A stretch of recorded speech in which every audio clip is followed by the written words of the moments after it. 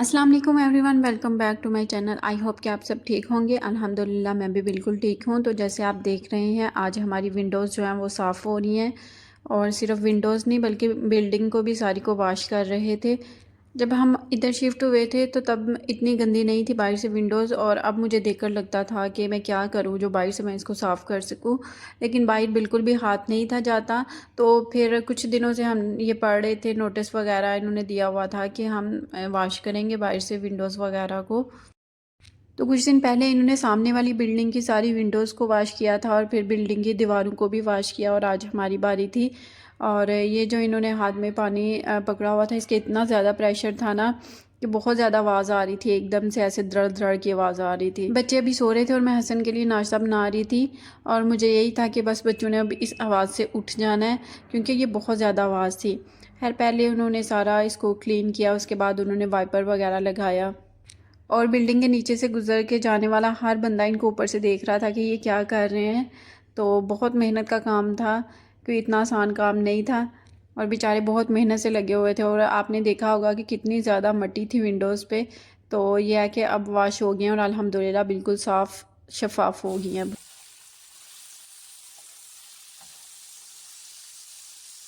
Breakfast तो बच्चों ने सुबह कर लिया था मॉर्निंग में ही, और अभी लंच का टाइम था और मैं इनके लिए बना रही थी सैंडविच।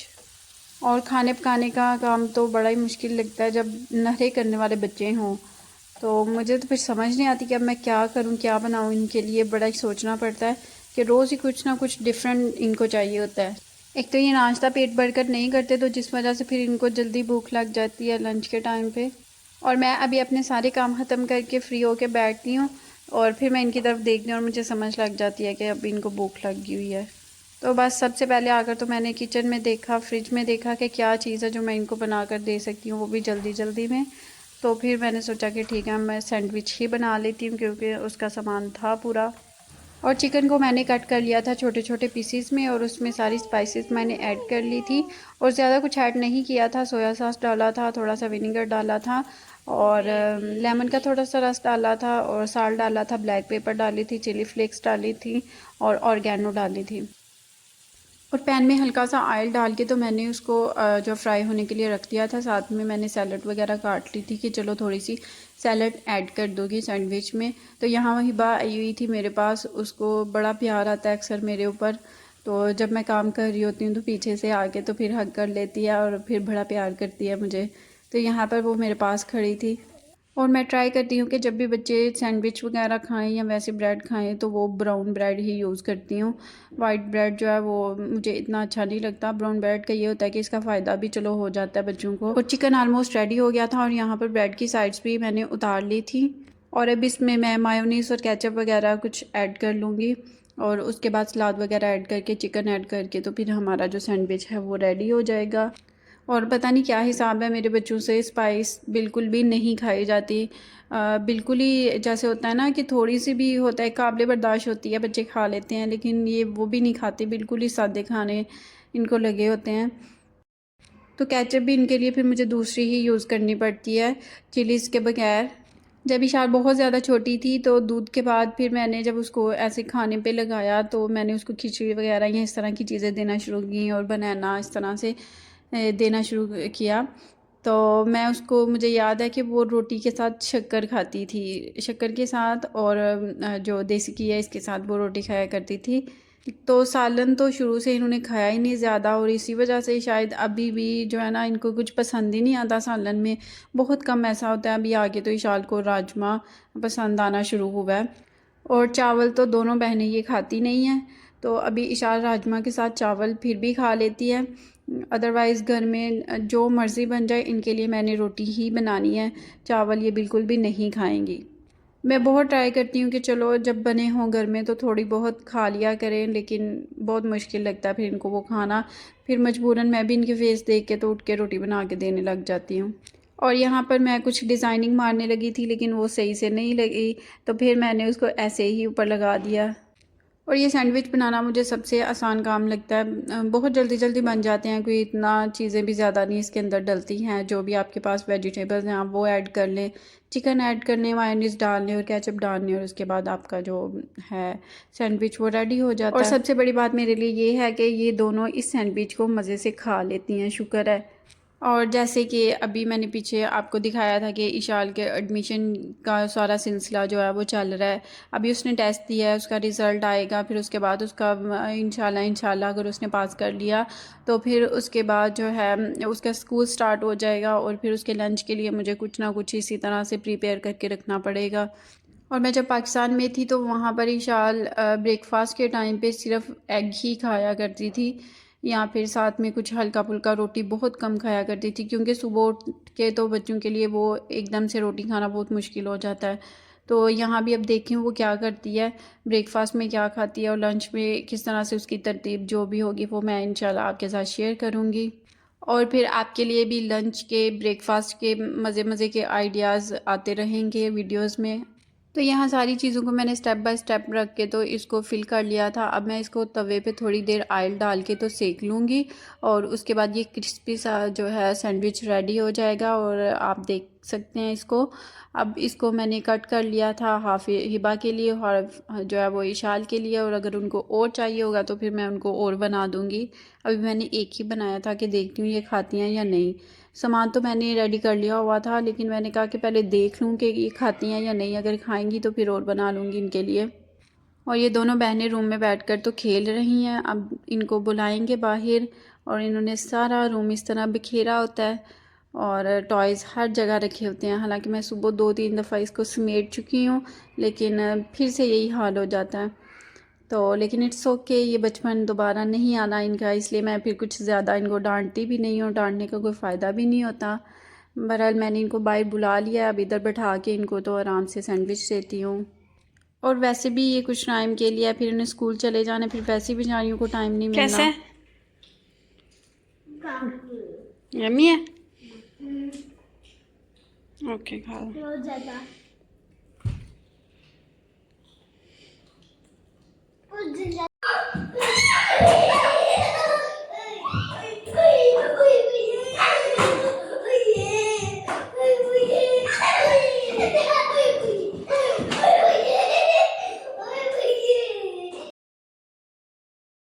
और ये नेक्स्ट डे की वीडियो है। यहाँ पर दोनों बहनें उठ के सुबह सुबह जो है ना वो इनको शूज़ पहनने का हो गया था कि हम शूज़ पहने, तो इशाल ने पहने हुए थे और हिबा ने उससे एक लेकर ट्राई किया कि आज मैं भी चेक करती हूँ भला मैं चल पाऊँगी या नहीं। तो ये दोनों बहनें एक दूसरे की हेल्प से यहाँ पर लगी हुई हैं बस। और हिबा सहारे के साथ थोड़ा बहुत चल पा रही है, और उसको बड़ी खुशी हो रही है कि मैं भी देखो आपा आपके साथ चल पा रही हूँ। हालांकि कई दफ़ा गिर भी चुकी है, लेकिन इशाल ये है उसको संभाल लेती है कई दफ़ा। और अभी इधर ब्रेकफास्ट करने के बाद मैं जब सारे काम ख़त्म करके रूम में आकर लेटी, तो ये दोनों बहनें भी मेरे पास आके लेट गई थी। तो इन्होंने ना रूम को बंद किया, आई डोंट नो किस तरह से इन्होंने लॉक किया, वो लॉक ही नहीं था खुल रहा। पहले भी ये लॉक थोड़ा सा तंग कर रहा था, और मुझे ये था कि कुछ नहीं होता, नॉर्मल है, हो जाएगा, अटक रहा था। तो आज इन्होंने जब रूम को बंद किया तो पता ही नहीं चला कि वो लॉक इस तरह से फंस गया कि वो खुलने का नाम ही नहीं था ले रहा। फिर मैंने इनके बाबा को कॉल की, पहले मैंने बहुत ट्राई किया लेकिन ये नहीं ओपन हुआ। तो तकरीबन हम 2-2.5 घंटे अंदर ही बंद रहे, और उसके बाद फिर उन्होंने जल्दी से जो है ना वो कॉल की नीचे सिक्योरिटी में, और उन्होंने उसी टाइम आकर फिर हमें ये था कि विदन 10 मिनट्स रेस्क्यू कर लिया। और इधर आप देख रहे हैं कि वो लॉक वगैरह को ठीक करने की कोशिश कर रहे हैं, लेकिन ये डैमेज हो गया था, फिर इसको चेंज करना पड़ेगा। और यहाँ पर वो सिक्योरिटी वाले ने आके फिर हमारे तीनों के एमरेट्स आईडी लिए, और उनकी फ़ोटोज़, उनका जो भी आगे कोई प्रोसीजर होता होगा, आगे इन्फॉर्मेशन उन्हें भेजनी होती है। तो बस यहाँ पर वो यही कर रहे थे काम। लेकिन अल्लाह का शुक्र है कि मैं पास थी, अगर ये दोनों अकेली होती तो फिर हमें ज़्यादा टेंशन होनी थी। तो मैं रूम में थी इनके साथ, तो फिर हमें इतना वो नहीं हुआ कि चलो अल्हम्दुलिल्लाह मैं साथ थी, मैंने जल्दी से इनके बाबा को कॉल कर ली। अगर दोनों रूम में फंस जाती तो मैंने बाहर होते रहना था, इन्होंने अंदर। क्योंकि अक्सर ऐसा होता है कि अगर बच्चे कहीं पे स्ट्रक हो जाएं, अकेले हों, तो वो फिर ज़्यादा डर भी जाते हैं और फिर रोना शुरू कर देते हैं, और इस तरह से उनको समझ भी नहीं आता कि हमने अब करना क्या है। और यहाँ पर हिबा ने बहुत ज़्यादा ज़िद पकड़ी थी कि मैंने आज बुलतुला माल जाना ही जाना है।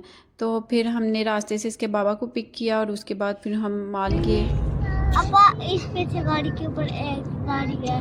हाँ देखिए और इसके ऊपर भी एक गाड़ी है।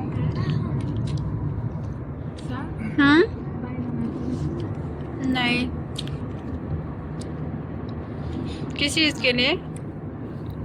उसने पूछना है किधर पहुंचे, अभी तक आए नहीं। अच्छा, नहीं मेरे पास नेट नहीं है, कॉल शायद आ जाए उनकी। आपने मैसेज कर दिया था भाई? अच्छा, मैसेज देखा नहीं था। देख लेंगे फिर।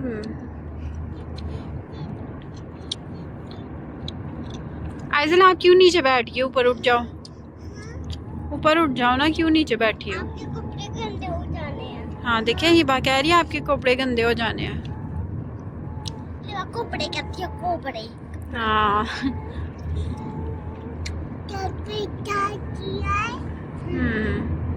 हाँ, हिबा कह रही है आपके कपड़े गंदे हो जाएंगे, नीचे नहीं बैठो। हाँ जी, कपड़े गंदे हो गए हैं।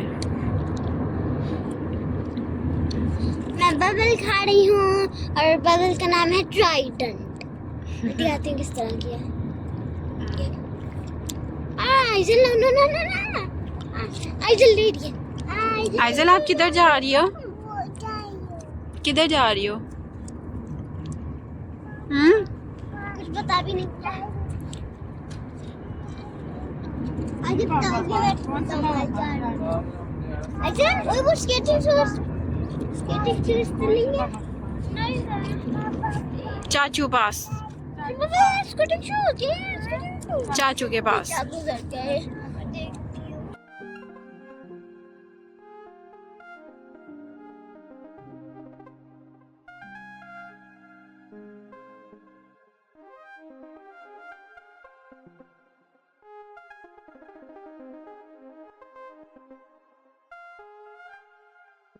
तो यहाँ पर हम पहुँच चुके हैं तोता महल में, और आप लोग भी देखते होंगे कि हर वीडियो में कहीं ना कहीं हम यहाँ पे आते ही रहते हैं, क्योंकि ये हमारे बच्चों का और बाकी सबका भी आलमोस्ट फेवरेट मॉल है।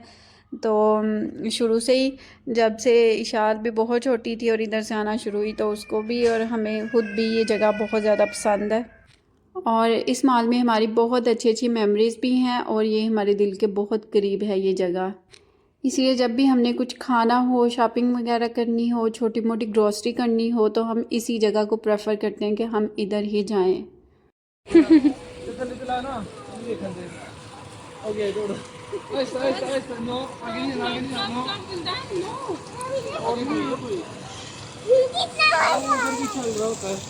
वो देखो उसने गिरना है। हाँ, उसका दिल कर ना करे ना। ओके पाऊंगी ले चलो। अब चाहे वो खुद जंप कर दे अंदर, वो देखिए वो खुद जा रहा है। जैसे मैं किया वैसे पाऊँ खुद करना। हाँ ना, वही कह रही हूँ।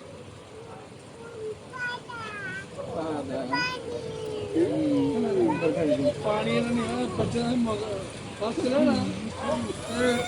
चल नहीं गिले नहीं हुए। नहीं हुआ गीला आइजल, नहीं हुआ गीला, नहीं खेलना वो नहीं हुआ, नहीं हुआ शौक गीला, था नहीं हुआ गीला। मैंने आपको भी अंदर अंदर तो नहीं ना कहीं को सिर्फ टच करना।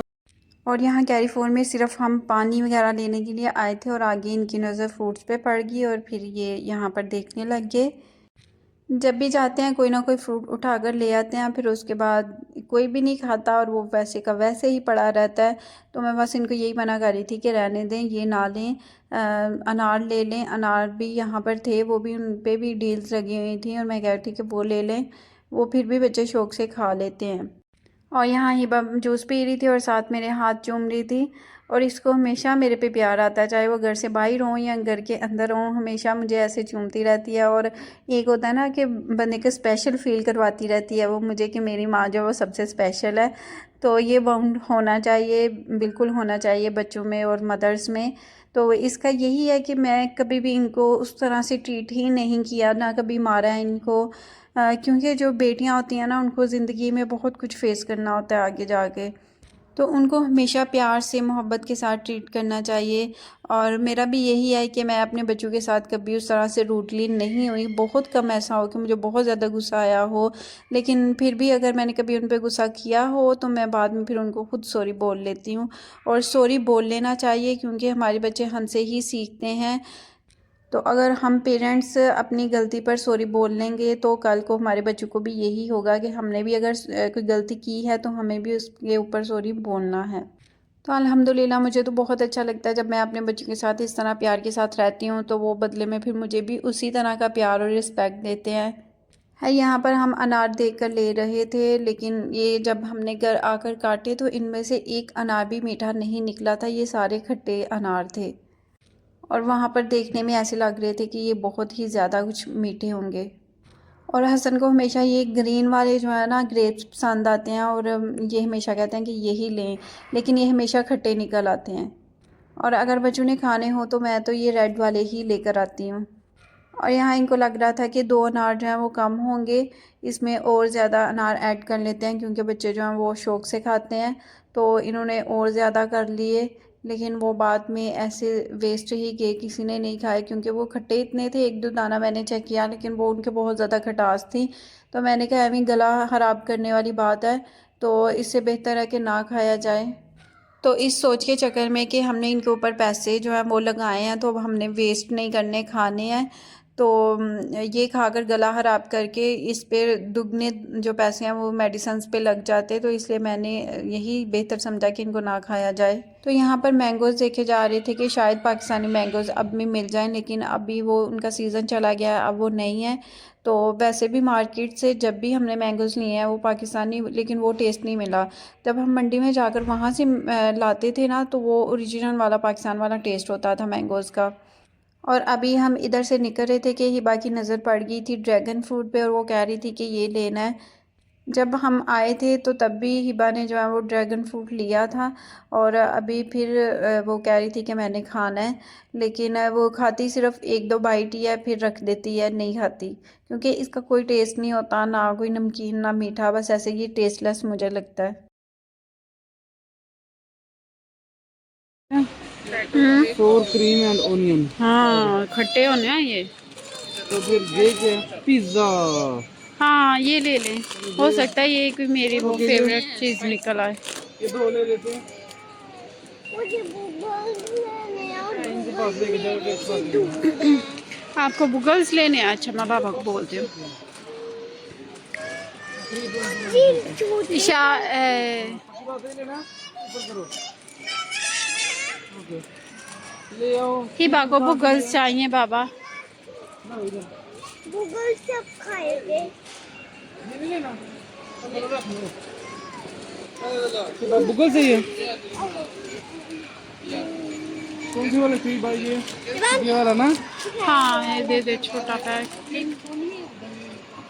कौन सी लेनी मुश्किल है? है, मैं दिखाता हूँ। तो कौन सी लेनी है? ये मुझे ये दोनों लेने हैं। हाँ जी, आपका था ये टुकड़ा आपका। अच्छा ये रखा उधर, ये भी लेना है? ये नहीं, हम इतना काम ले रहे हैं। बस करें अब, बस कर दें। ये वाला पका, ये वाला अब मेरे आगे लग के चलें सीधे। आगे वहाँ और यहाँ पर इनको मैं मना कर रही थी कि बस कर दें, इतना बारी ज़्यादा आ गई हाँ, आपकी। हाँ। जो घर लेके जा रहे हैं ये बाद में जब खाना है तो मुझे ये डर है कि ये बीमार ना पड़ जाएं। तो वहाँ से सामान लेकर हम निकल आए थे, और यहाँ पर हसन को कोई काम था तो हम इधर खड़े वेट कर रहे थे। मशीन जो है वो आउट ऑफ सर्विस जा रही थी, तो बस फिर हम इधर वेट किया और वहाँ से काम ख़त्म करके तो अभी हम फूड कोर्ट में आ चुके थे, और यहाँ पर देख कर डिसाइड कर रहे थे कि अब क्या खाना है। वाली है। मछली वाली है। ओए हमारे वाली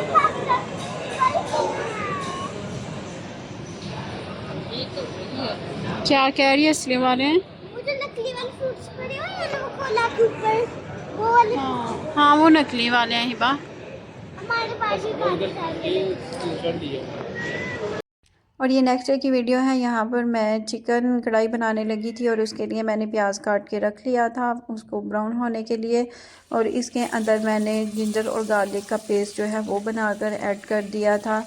अब मैं इसको ब्राउन करूँगी अच्छे तरह से, और इसके बाद फिर मैं इसमें चिकन ऐड कर दूँगी।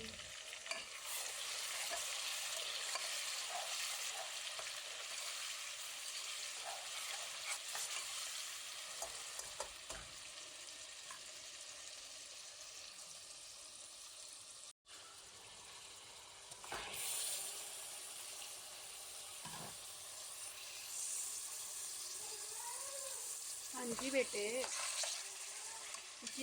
और फिर मैंने फ्रिज से 2 प्यारे प्यारे से रेड से टमाटर निकाले और उनको अच्छी तरह से फिर मैंने वॉश कर लिया और इनको मैं पीसेस में कट कर लूँगी। और इन टमेटोज़ का कलर इतना प्यारा लग रहा था, रेड रेड, और वो फ्रेश खिला हुआ कलर बहुत प्यारा लग रहा था। और ऊपर से फिर मैंने इनको अच्छी तरह से नहला भी दिया था, तो ये और वो खिला हुआ कलर लगने लग गया था, फ्रेश लगने लग गए थे।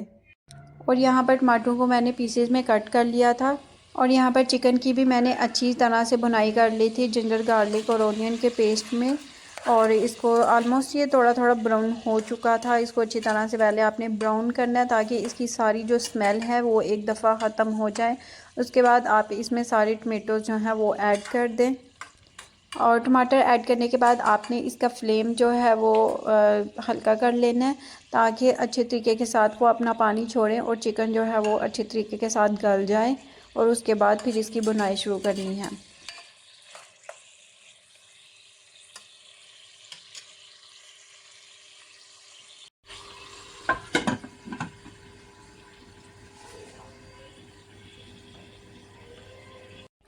यहाँ पर 5 मिनट के बाद मैंने इसका ढक्कन जब उठाया था तो मैंने देखा कि टमाटर जो है वो अच्छे तरीके से गल चुके हैं और चिकन जो है वो भी गल गया था। और अब इसके अंदर मैंने जो है वो सारे मसाले ऐड करना शुरू कर दिए थे।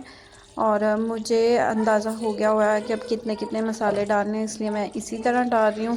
और आप अपने हिसाब से जितने भी नमक मिर्च आप डालते हैं आप उसी हिसाब के साथ अपने वो कढ़ाई में डाल लें। मसालों में इसके अंदर मैंने सिर्फ नमक, हल्दी और दादर मिर्च और जो धनिया पाउडर है वो ऐड किया था। और आप चाहें तो थोड़ा सा गरम मसाला ऐड कर लें। और इसके अलावा मैंने इसमें काली मिर्च जो है वो ऐड की थी। अब मसालों को अच्छे तरीके के साथ इसके अंदर मिक्स करके और उसके बाद इसको कवर करके आपने तकरीबन 5 या 7 मिनट के लिए रख देना है। और फिर उसके बाद आपने ढक्कन उठाकर इसको अच्छी तरह से भून लेना है। मसाले इसके अंदर मिक्स हो गए होंगे और चिकन और टमाटर वगैरह जो है वो सब कुछ अच्छे तरीके के साथ गल चुका होगा।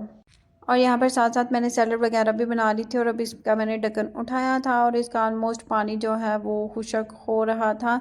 उतनी देर मैंने आटा गूंद लिया था और फिर जब मैंने दोबारा इसको देखा तो इसका सारा पानी खुश्क हो चुका था। और यहाँ पर हमारी मज़ेदार जो है वो चिकन कढ़ाई बनकर रेडी हो गई थी। और अब हम इसको रोटी बनाएंगे और उसके साथ इंजॉय करेंगे। और ये बहुत आसान सी रेसिपी है, आप इसको 10-15 मिनट में बना सकते हैं और आराम से बैठ के मज़ेदार खाना घर में खा सकते हैं। तो इसी के साथ करते हैं वीडियो को एंड। आप अपना ख्याल रखिएगा। अल्लाह हाफिज़। और चैनल को सब्सक्राइब करिएगा, कमेंट करिएगा और लाइक करना मत भूलिएगा।